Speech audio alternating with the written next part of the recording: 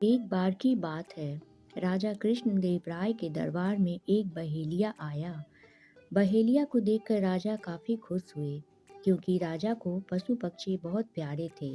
और बहेलिया एक रंग बिरंगा सुंदर पक्षी दरबार में लेकर आया था।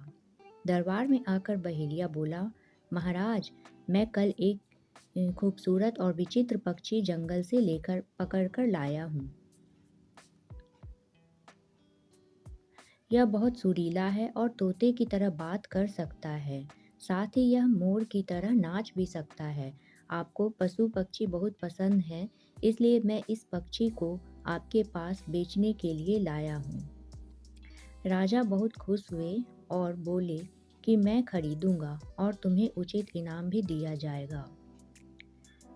यह कहकर राजा ने बहेलिए को 50 सोने के सिक्के दिए और पक्षी को शाही बगीचे में रखने का आदेश दिया।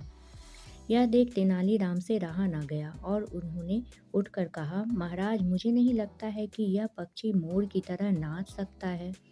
मुझे तो यह भी नहीं लगता कि यह पक्षी कई सालों से नहाया भी तक नहीं है।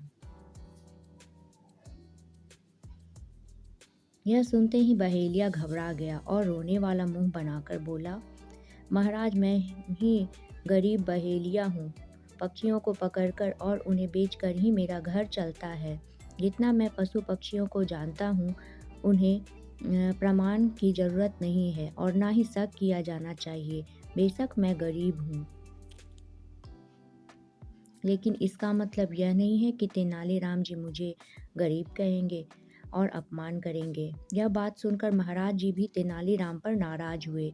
उन्होंने तेनालीराम से कहा, क्या तुम अपनी इस बात को साबित कर सकते हो? इतने में तेनालीराम ने कहा, हाँ महाराज, मैं साबित कर सकता हूँ। ऐसा कहते हुए तेनालीराम एक जग में पानी भरकर ले आए और पिंजरे में बंद पक्षी पर डाल दिया।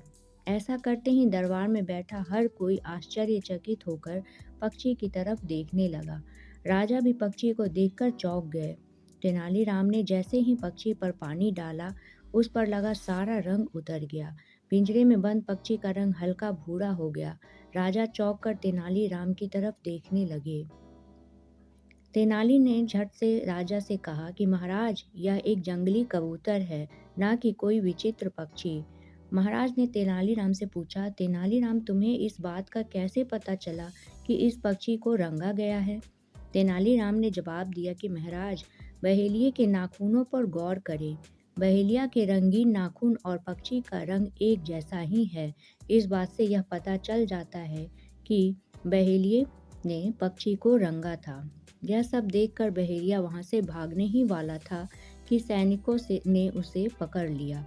राजा ने उसे जेल में बंदी बनाने का आदेश दिया और उसके सोने के मुद्रे तेनालीराम को दे दिए गए। कहानी से सीख: झूठ को चाहे जितना भी छिपाने की कोशिश की जाए, वह सामने आ ही जाता है। इसलिए कभी भी झूठ बोलकर या लालच से किसी भी चीज़ को चाह ना रखें। थैंक यू दोस्तों। अगर आप लोगों को यह कहानी पसंद आई तो प्लीज़ लाइक कर दीजिएगा और चैनल को सब्सक्राइब कर लीजिएगा। Thank you.